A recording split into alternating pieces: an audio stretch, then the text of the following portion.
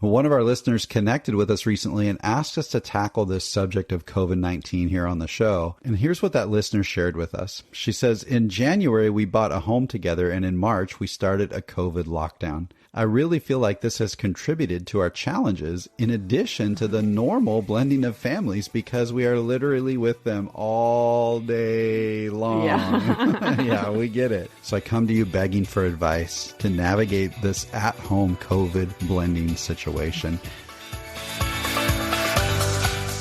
Welcome to the Blended Family Coaching Show, where you'll discover how to move your stepfamily from just surviving to truly thriving.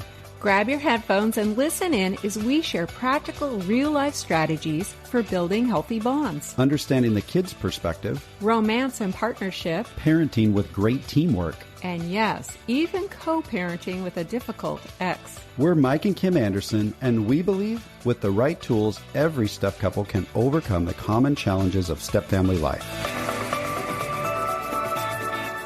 Join us for authentic and sometimes comical conversations to discover how you can lead your family with confidence and create the future you really want. Well, hi there and welcome. Howdy, howdy. We're so glad to be with you today, just like we are every week. Now, wherever it is that you're listening, we ask you to please hit subscribe if you haven't already so that you don't miss out on any upcoming episodes. And if this is your first time that you're joining us, we just want to extend a special welcome to you. And you've picked quite an episode to start with today. Yeah, I guess so. The reason is we're focusing on an area where everyone across our globe has been impacted. It's a reality that has put many of us on common ground because it is so globally widespread. Yet it's also created incredible division as much of our world wrestles with choosing how to respond. It's impacted our communities, our governments, our economies, and it's deeply impacted the realities right within our own homes. It's true for first families, and it certainly is true for blended families as well. You've already figured out what we're talking about, and that's the impact of this COVID-19 pandemic. And because of the necessity of these shelter-in-place and quarantine orders, the experience of the pandemic may have left you feeling like you've lost your sense of routine and stability.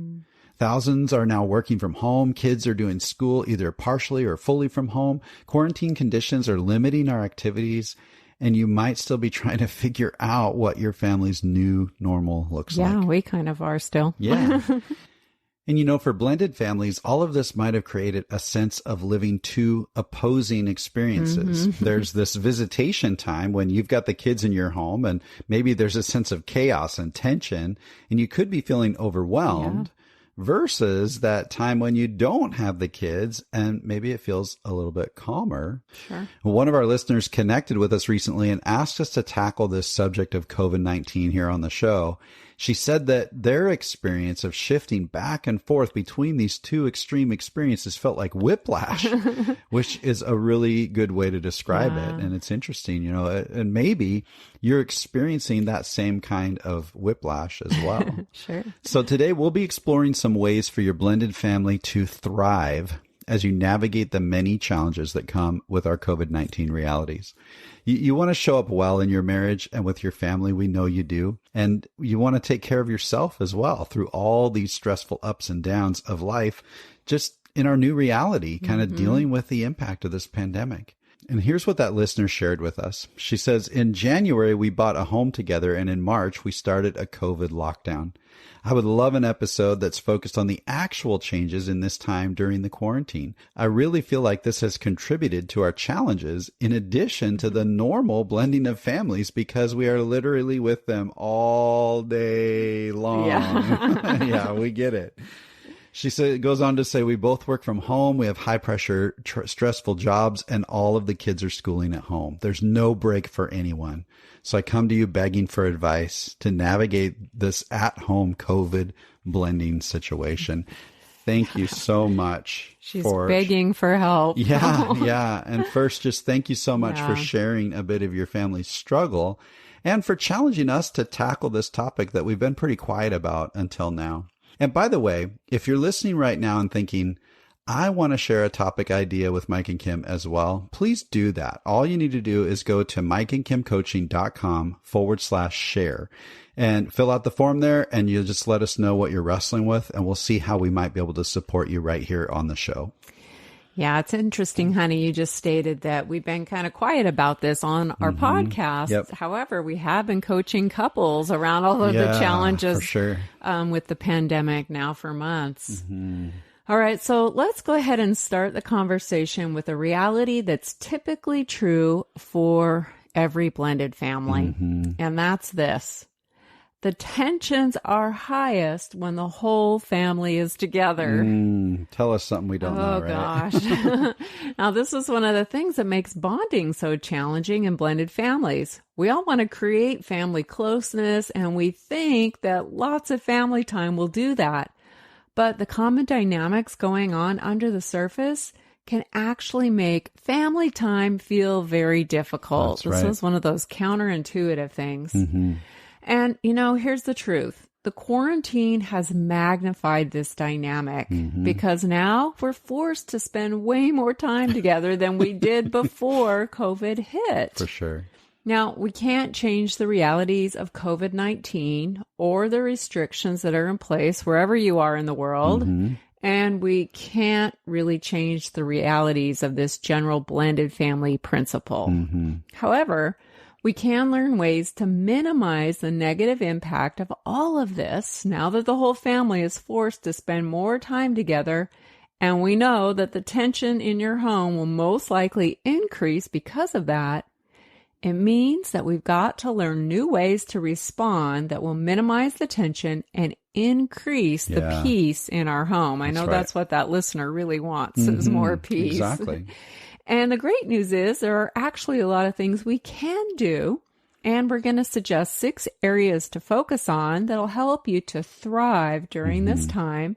And thrive is the word of the day. We're going to use that as an acronym. It's kind of a framework for our discussion today. And we'll offer you some practical strategies and tips to help you minimize all the added tension and navigate this challenging time in your blended family dynamic. That's right. So let's dive into this now. So thrive is our word, and the first focus is the T in thrive, and that's time. Everyone in your family needs a healthy rhythm with their time. And one major impact of this whole quarantine thing is that our lines are being blurred. It's hard to tell the difference between work time and school time and couple time and family time and parenting time and downtime, right? There's all these different areas where we focus, and all the lines between them are getting blurred. Pre-COVID, many of these boundaries were set for us. We left the house to go to work. The kids left the house to go to school. Now we're all in one environment, and there's often very little to no natural division lines around our time. And because of this, it's easy to get distracted with personal life when we really should be working, or the kids should be doing homework. And it's also really easy for us to slip into work mode when maybe we should be showing up well for our families, right? I'm struggling with some of that. And now that the boundaries are not naturally occurring in our daily routines any longer, we've got to find ways to intentionally create these boundaries ourselves. Now, this isn't a new problem. It's really common for blended families to struggle with dividing up their time. In fact, way back in episode 3, which was released months before any of us knew that there was a pandemic coming, we talked about juggling our personal, our couple, and our family time. And now this issue's magnified. Plus, many of us have added work and school time into the mix, right? All right, I think we all get the idea on this one. So now what do we do about it? Well, first you might need to work together as a couple to figure out how you're going to compartmentalize your time. You need to clearly define the lines between work time, school time, couple time, family time, and personal time.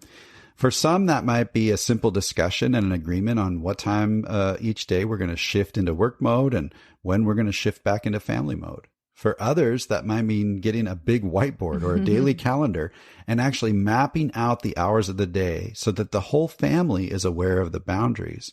And the first step to living boundaries is to define boundaries, right? So what are the boundaries around how your time is going to be spent, and everybody needs to be in. It's not just for the couple, but the kids could really benefit from understanding these timelines as well. Gives them the structure. Yeah. Now, another tip here around all this time thing, you might benefit from creating what I call a transition ritual for yourself that will help you to transition between those time boundaries. So now that you no longer have the commute home, the kids aren't riding the bus as much, those natural boundaries aren't occurring. So the mental transition that takes place while those things are happening has just disappeared. But you can create a mental boundary for yourself. Maybe you'll just create a verbal statement, something like, okay, I'm going into family mode now, like verbally telling yourself, right? Or maybe you need 5 minutes to meditate or to pray. Or maybe you'll intentionally change clothes at the transition. That's a big one for me. Like, let's dress for work and let's dress for home. Yeah, I noticed you did that today. I'm doing it right now. Well, I'm not actually changing my clothes right now, but I did before we did this. I hope not. Yeah. So if you're working, from home, then get dressed for work during those work hours. But the point is, we want to make an intentional mental transition through the appropriate boundaries with our time. Yeah, that keeps it clear. Sense. That's right. Okay, so once you begin to build a plan around how you're going to allocate your time in a way that works for you and for your family, you've got to figure out what you want to do within that time. Work and school, that should be pretty easy to figure out. I don't need to tell you about that. But what kind of impact does your constant close proximity have on your time spent with the family? And that's where we want to jump into the H in Thrive. We're so excited to let you know about something brand new we've created just for you.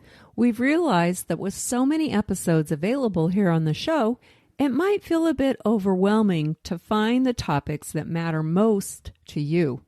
That's why we've created a simple tool for you to receive a personalized playlist focused on your current struggle or your biggest challenge. That's right. It's called the Blended Family Breakthrough Quiz. You'll answer just a few questions, and based on your responses, we'll email you a curated custom playlist of episodes that are specific to you. This simple quiz will direct you to the most impactful episodes that pertain to you personally and keep you on track in your journey of discovery, learning, and growth. So, scroll all the way to the bottom of the show notes for this episode and click the link to take the Blended Family Breakthrough Quiz today. Okay, let's get back to the discussion. Absolutely. We've got to understand the impact of heightened tensions, and that's what the H is for, heightened tensions. I mentioned earlier that for blended families, the tensions are typically greatest when the whole family is together. Well, we're getting a whole lot of time together right now. That's right. Probably more than we ever have. So the truth is, any issues you might have had before COVID are now going to be heightened. They're now magnified. Yeah, that's right. This could explain why you're experiencing so much pain right now. Our listener who reached out to us about this has certainly experienced heightened tensions and pain. After she described her painful realities to us, she asked, "Is this because of COVID, or is this just normal blended family dynamics?" And our answer to that question is yes and yes. For many of us, normal blended family struggles have become even more pronounced and problematic during the realities of being quarantined and all the changes. So how do we deal with this? Well, there are 3 specific areas you need to pay attention to related back to our discussion around time. All of these kind of relate to one another. Yeah, how we're going to spend our time to lower these heightened tensions. Yeah. Now, the first is practicing one-on-one time between bio parent and their bio children. Yep. Much of the tension we experience is related to the insecurity kids can feel in blended families. So intentionally creating one-on-one time between parent and child can really help to give the kids that sense of security that they really need, because this focused time fills their love tanks, which can ease the tension and reduce their sense of competition when they're around the step parent or around step siblings when they're competing for their bio parent's time and attention. Now, this doesn't have to be a complicated one-on-one thing. That's right. You can do small things like going for a drive, grabbing a treat, listen to some fun music, have conversations. Yeah, it's almost Christmas time. Yeah. Oh, gosh, Christmas music already. But you can have some conversations and you can do some things that help kids feel like life is a bit more normal. Yeah. They're connecting with their parent. You might also consider working on projects around the house together. Yeah, that's a great opportunity to do that. We just did that recently. Our son Jacob and I hung a new light in the attic with a little switch and everything. It was great. And it was really good time spent together, actually. Yeah, you also did a home repair, and he got to use, the buzz saw? Some kind of saw? He used for the skill saw. Skill saw he for did the a great first job. time. Yeah, that's right. There are all kinds of ways to get this one-on-one time with your kids. You just might need to get really creative during this season, and that's all right. The goal is to build connection and stability in an effort to reduce those heightened tensions. And one more tip on this. Consider how you might start your visitation time with your kids by doing some one-on-one time right out of the gate. Yeah. Make it a first priority when the kids come to your home so that you set the tone, you fill their love tank right away, and you can reduce the tensions right from the beginning of the visitation. Yep. See how that might make a difference for your family dynamics. Yeah, really good. We've had other families try that, and it was really helpful.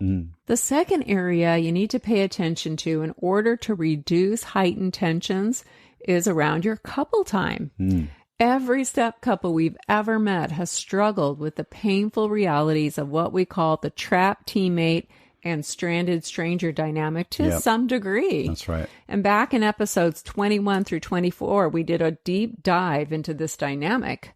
But if you haven't heard us use these terms before, a trapped teammate is the bio parent who's trapped between their kids and their partner. They just want everyone to be happy, but it feels like they're always disappointing someone. Yeah, and the stranded stranger is the step parent who's stranded on the outside. And often they feel like a stranger in their own home, wanting to connect with their spouse and their stepkids, but never quite being able to be a part of that inner circle. And they sometimes feel like they just aren't considered or heard. And, step family expert Patricia Papernow says that every time a child enters the room or a conversation, their presence has a tendency to put the adults into this emotional dynamic, stuck either on the inside as a bio parent or the outside as a step parent. And of course, now we're in a situation where the kids are almost always present, right? At least during their visitation, if you're sharing custody back and forth. So how do we deal with all this heightened tension? Yeah, it's a lot. Well, as we mentioned, there are several strategies that we discussed back in episodes 21 to 24. But the go-to strategy is to intentionally build your romantic connection as a couple, which will help ease this tension when it hits. So under the current circumstances, you're going to need to get creative around when and how you'll connect as a couple. How might you create a date night connection even while everyone is in close proximity? Yeah. And I remember one idea, and this is something that we were taught in our early years. Called couch time. And this is where you designate a specific time of the day and a space, maybe the couch, maybe not, for just the two of you. No kids allowed. It might be for 10 minutes or an hour, but the point is to make a connection and protect that time for your romantic connection. And the more you're connected, the more ability you'll have to show empathy when one of you is feeling like a trapped teammate or a stranded stranger. That's right. There are all kinds of ways you can get creative around date night in this season, and there's a great website called iMom that has lots of fun ideas and creative date night ideas, and we're going to put a link to that website for you in our show notes. Now, we know it doesn't feel spontaneous, and planning this kind of thing doesn't always feel all that romantic. Unless you're a planner. Well, yeah, that's true.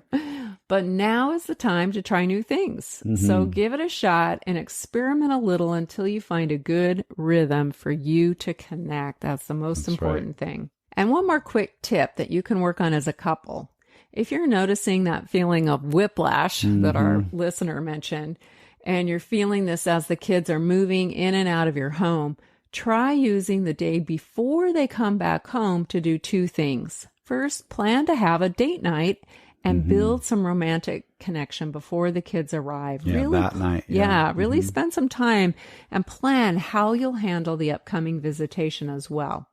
Have what we call a win conversation. We discussed this in a previous episode, where you're going to ask yourselves a couple questions. First, what went well during that last visitation? Let's try to do more of that, right? Absolutely. What could we improve? If you had a do-over from last time, what would you change or improve? This really helps you to brainstorm ideas. And then next, what will you do differently next time? What's one new thing that you'll try during this upcoming visitation that might make it go just a little bit smoother when the kids are there? That's right. So work as a team on this conversation, but let's be clear. This is not your romantic date night. Keep the win conversations separate from your romantic date. Yeah. So make your plan and then enjoy a date. That's right. Those are the two things. And those are some ways to create more intentional connection that will help reduce the impact of those heightened tensions. So now let's move on to the R in Thrive. And this is about all the individuals in your family, because everyone needs a retreat plan. Yes, that's absolutely right. In an article called Without an Escape, Blended Families in Quarantine, Lauren Reitzma writes this: I became a stepchild as a teenager and didn't feel safe to authentically process any of my emotions until many years later. My coping tactics were simple. When tension ran hot, I ran. A community of friends embraced me around their dinner tables and shared life in an organic setting. In those places, I could feel like myself. No pretending, no pretense, no pressure. I felt like this escape hatch helped me to take my mind off all the new and mechanical patterns within the blended family process. Getting out of my house served as a healthy coping mechanism to channel my grieving process productively and at a pace I could control. This current health crisis, the pandemic, prohibits the natural and sometimes necessary option for stepchildren and stepparents to escape. Wow. That is such a great point she makes there. Yeah. When it feels like there's no place for us to retreat and just get a little healthy break, it can be exhausting for step-parents and for step-kids. That's right. So if we're going to remedy this, we're going to have to get creative with our space. That's right. In her article, Lauren goes on to give some practical tips for us. Yep. First, take an intentional walk around your home, your property, and neighborhood, and earmark personal places of retreat for each member of the family. That's great. This could be a porch swing, a closet, or part of your landscape. Try to find a place for everyone to have his or her own unique spot where it's safe to retreat. That's a great idea. Then consider these designated places like bases in a game of tag. I like that. It's a place where you are free to go without any consequences when you need a break. And make sure to consider setting time limits and communicate expectations when re-engaging is necessary. Yeah. It's not just a free-for-all. No, right? we aren't suggesting that you allow the kids or yourself to withdraw and stay isolated from the family. That's not what this is about. And we also don't want to use these designated bases as a means of discipline or punishment. Oh, good point. Yeah, this isn't a timeout. It's a time in. A healthy break to focus inward and allow space for a little self-care and encourage our kids to do the same, to have a healthy retreat. That's great. Now, you might need to get creative, especially if your home is small and cozy like ours. Yeah. Think about using room dividers or curtains to temporarily map out personal space so that everyone can enjoy a little privacy and an opportunity to stop pretending, let go of any pretenses, and release pressure. Yeah, we all need that. Yeah. Lauren's statement of, grieving at a pace she could control is such a revealing glimpse of how kids in blended families struggle. They don't have a lot of control over many things taking place in their lives, and sometimes they just need a safe place to decompress a little bit and maybe even grieve some of what they've lost. Yeah. So use that kind of understanding to maybe motivate you in creating some special space for each member of your family as best you can. And make sure to include the kids in choosing their space. Don't just assign it for them. Give them a little control here. Yeah, get them involved in where it's going to be and what they might need with them when they're in that space. Maybe books or movies, electronic games, a journal, maybe even just a special stuffed animal or art supplies or a musical instrument. It's all about a healthy retreat to get some space and recharge the batteries. This is something we all need. Absolutely. And just one more quick tip about space. And this really is kind of the opposite of the retreat. But don't be afraid to get creative with your space when you do want to try a little bit of family time. Mm-hmm. What I mean by that is maybe it would help to simply change things up a little bit, to have a picnic in the living room on the floor for dinner one night rather than being at the table. Mm-hmm. Or, emulate a camp out by doing a big blanket fort, even if the kids are teenagers, right? And hey, remember when we used to do this? Hang up some fun lights or lanterns to change the mood and just get creative with things like fun foods or themes or whatever. Challenge everybody to get involved and keep it silly, keep it light and short, right? If that's all you can handle in regard to family time right now, keep it short. Even if you only get 10 minutes and it goes well, celebrate that 10 minutes as a win. Absolutely. Yeah. All right. So here's a quick recap. We're clarifying the boundaries around our time. Okay, time. We're minimizing those heightened tensions and getting creative with our space so that we all have an opportunity to retreat when we need to. Now we're at the I in Thrive, and that's for invest. Yeah. This is the ideal time to invest in your family's growth and healthy development. Now, honey, this is something we talk about all the time. Definitely. Being intentional and working as a team to lead your family towards what we call your desired destinations. Yep. Those relational places you really want to end up as a family. And this kind of investment is critical for every blended family, regardless of the circumstances, and maybe even more so now as we're all facing the impact of this global pandemic. Yeah, there's a lot going on. So you're making a simple investment right now just by listening to this podcast. Yeah, good job. Yeah. And maybe your next step is to commit to listening in every week. Maybe even committing to listening together as a couple and identifying at least one new action step that you're going to take as a result of what you've learned. That's right. Or maybe you want to read a book together. Ron Deal has a number of really great books in his Smart Step Family collection. Definitely. Or it could be a perfect time for you to get crystal clear on those desired destinations we just mentioned. And if you really want to level up your game, you might consider joining our online workshop called Step Families That Make It. And that workshop will show you exactly how to get your whole family on the same page around the values, character traits, and the life skills you want to instill in your kids and live out yourself. Yeah, right, it's honey? not just for the kids. That's right.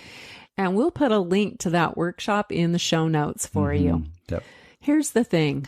The COVID season is full of challenges and all kinds of things that are outside of your control. But you can take advantage of unique opportunities to focus on the things that you do have control over. That's right. And how you choose to invest in your family's growth and development is definitely something we all have a lot of control over. That's right. So consider what you'll do to intentionally invest in your blended family leadership to help your family thrive during this challenging season. That's great. All right. So let's keep on going to the V in Thrive, which is all about validation. Now, there's two things that we want to continually validate as we navigate the challenges of the quarantine. The first one is to validate the positives. Spend just a little time every day to simply identify and validate one positive thing. and choose to be thankful for that one thing, even if it's something really small. Research shows that intentionally focusing on something to be thankful for actually lifts your moods, and it fends off the things like stress and anxiety and depression. Exactly. Now, one thing I recently identified that was really positive about COVID is that our kids are getting a crash course in how to manage their time wisely. We just talked about time, right? That's a skill that will serve them well in life. We all need to get a little better at that. Absolutely. This is a great life lesson, and there are plenty more. Our kids are learning things like acceptance, resilience, flexibility, adapting to change, and coping with disappointment, just to name a few. Yeah. So be on the lookout for those positive things our kids are developing right now and choose to focus on gratitude for those learning experiences rather than all the negative stuff, much of which we don't have any control over anyway. That's right. And this will help you remain hopeful and make the most of this season. For sure. And the second thing you can validate is your family's wins. Yes. We mentioned this earlier, but focus on even the small wins. Keeping your focus there will help you from becoming hyper-focused on the tensions and the struggles. For sure. When you experience even a little family time that everyone seems to enjoy, celebrate that win. Take pictures of anything positive that happens in your home, print them, and hang them up all over the house. That's right. Yeah, that's great. It's a great reminder that things aren't always bad and hard and painful. This will keep you from falling into a place of discouragement. Now, another thing to celebrate is when the kids go through the day and accomplish what they're responsible for without being reminded. That's a wonderful thing to celebrate. Celebrate with them and for them. Validate how organized they've become and how thankful you are that they've been really responsible today. Yep.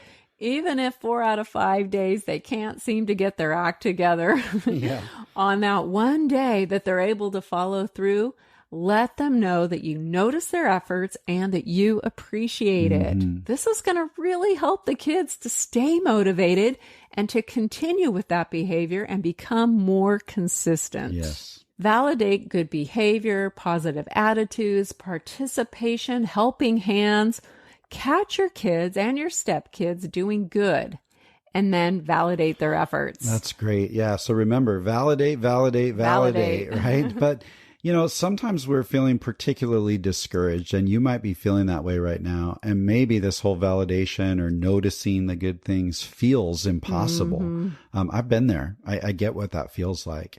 And so we want to encourage you, if you're there, consider going back and listening to episodes 51, 52, and 53. Those are all about overcoming discouragement, and they might be just what you need to help you kind of get into a place where you can focus on validation. Yeah, so just want to, if you're feeling that, I just want to encourage you to maybe try to go check that out. All right. So last but not least, the E in Thrive is for, you maybe already guessed it, it's for expectations. We always talk about expectations. We do. Well, they're important. Have to. They're important. One of my mentors still reminds me that all disappointment in life comes from unmet expectations. It's really our expectations that are either unrealistic or simply uninformed that end up creating the disappointments that we experience. That's because so if we true. didn't have an expectation, we wouldn't be disappointed in something, right? It might be time to examine your expectations and see if you need to make some adjustments. And if you've been feeling blindsided by all the things that you simply didn't expect, you might want to listen to episode 15 that explores 7 unexpected realities that are very common in blended family dynamics so that you can adjust your expectations and maybe land on a more realistic mindset. Maybe your expectations about bonding in your blended family are just too high right now. Rather than expecting stepkids to express love to a step-parent, you might need to adjust and simply expect civility and respect. Expect that kids might be feeling cranky, disappointed, even angry with all the changes and the losses that they've experienced during this pandemic. Ask yourself if it's okay that they're having a bad day once in a while. And if so, what do you still expect in their behavior? Certainly, you can expect them to be civil and respectful, but maybe give them a little bit of grace for being in a bad mood along the way. Right. They're adjusting to a lot, and they're experiencing loss just like you are. Not only have they already experienced loss within the blended family life, but now during this pandemic, they're missing school and friends and feeling insecure because of all the changes in their routines.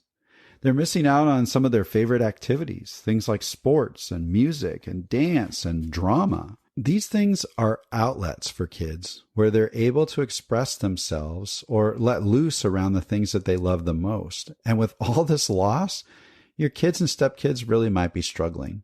Our mutual kids are both musicians, and they love to play and perform, and it's a creative outlet that they really use to release emotions and ground themselves emotionally. Performing music makes them feel happy and accomplished. They're really missing that right now. Even though they're still able to practice their instruments at home individually, it's just not the same, right? There aren't any performances or anything like that to look forward to. Yeah. So what is it that you're really expecting from your kids? You can and should expect them to be respectful and civil, but give them some grace along the way, especially around their attitudes that might not always be sunny and positive. Yeah, that's for sure. Yes, keeping your own expectations in check is important. And another way to look at this is to consider what expectations might be unclear in your home right now. Because unclear expectations often lead to misunderstandings and conflict. Yeah. This is a time to be explicitly clear about what you expect from the kids. It's helpful to let everyone know what to expect and what you expect from them, possibly on even a daily basis. Sure, yeah. What time will dinner be? What are we eating? What chores do you expect to be done and by when? What schoolwork needs to get done and by when? Exactly, yeah. Kids need a sense of stability and consistency, which has been all but lost in this COVID season. So do your best to retain some healthy structure by keeping as many expectations as clear as possible. That's right. And don't get us wrong here. This isn't about laying down the law or becoming an inflexible dictator. Oh, what? In fact, like we challenged you earlier, mix things up and keep it fun and creative.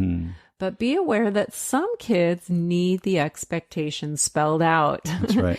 It gives them a sense of comfort knowing what to expect, and it helps them to stay on track. Focus on using an authoritative parenting style. And if you aren't quite sure what that means, go back and listen to episode 4, and we'll put a link to that in the show notes. And by the way, remember that in most cases, the bio parent should be the one delivering the expectations to their bio kids and following up with appropriate consequences when that's necessary. Yeah, good reminder. This is important in freeing up the emotional space for step relationships to develop by keeping the bio parent in that primary role of parental authority. Yeah, that is really important. But I also imagine there's a number of step parents out there that might be finding yourself alone with your stepkids a lot, and you kind of are in charge right now. Well, if that's the case, consider going back to episode 25, where we strategize how to deal with that. That episode launched right before spring break this last year, and that was part of our focus. But don't let that whole spring break thing confuse you. It's really about surviving alone time with your stepkids.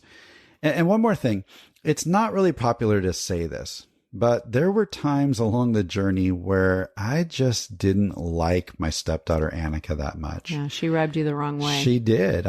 We really struggled with each other during different seasons. And step parents, that might be really hard for you to admit, but maybe you can relate to that. And if you can, then you might want to go check out episode 47. Really, it's just called How to Like Your Stepchild When You're Feeling Frustrated and Annoyed. So in that episode, I share 3 strategies that help me to move beyond my frustrations and to create more connection with Annika. So go check that out if COVID has kind of taken a negative toll on how you feel about your stepkids and your ability to connect or even to tolerate them right now. And of course, we're going to link to both of those episodes in the show notes. Okay, so we want to encourage you to put these tips and strategies to work in your home so that you can not only survive, but actually thrive during this COVID-19 pandemic. Let's just do a quick run through. The first one was time. Decide how you'll place boundaries around your time and consider what transition rituals you need to put in place. Yeah. The next one is heightened tensions. Be practical in how you minimize the common blended family tensions that might be magnified right now. And have a retreat plan. Get creative with your space and provide a place for everyone to get some much needed personal time. And don't forget to invest in your family's growth and development. Take advantage of this time to learn and grow in how you lead your blended family forward. That's right. And validate the positives and the wins. Yep. Don't stay stuck in negative patterns and instead choose to acknowledge the things that are actually going well. And of course, examine those expectations. Thoughtfully manage the expectations in your home so you can avoid discouragement and disappointment. Okay. So you might have noticed that we loaded you up with lots of resources, and we did not do that to overwhelm you. No. But we wanted to make it easier for you to kind of expand on the topics that are most pressing for your family right now so that you can really thrive while coping with the challenges of COVID-19. And we want you to stay safe, and we want you to keep listening. Absolutely. Tune in next week, because next week we're going to start a bit of a holiday series. You know, this week's episode is releasing as the preparations that many make for Christmas are in full swing. And for many blended families, the holidays can actually be confusing and kind of contentious. We're going to talk next week about navigating family traditions and some tips for helping everyone in your blended family enjoy whatever celebrations you might have coming. So make sure you tune in for that next week. And until then, that makes this episode a wrap. Until next time.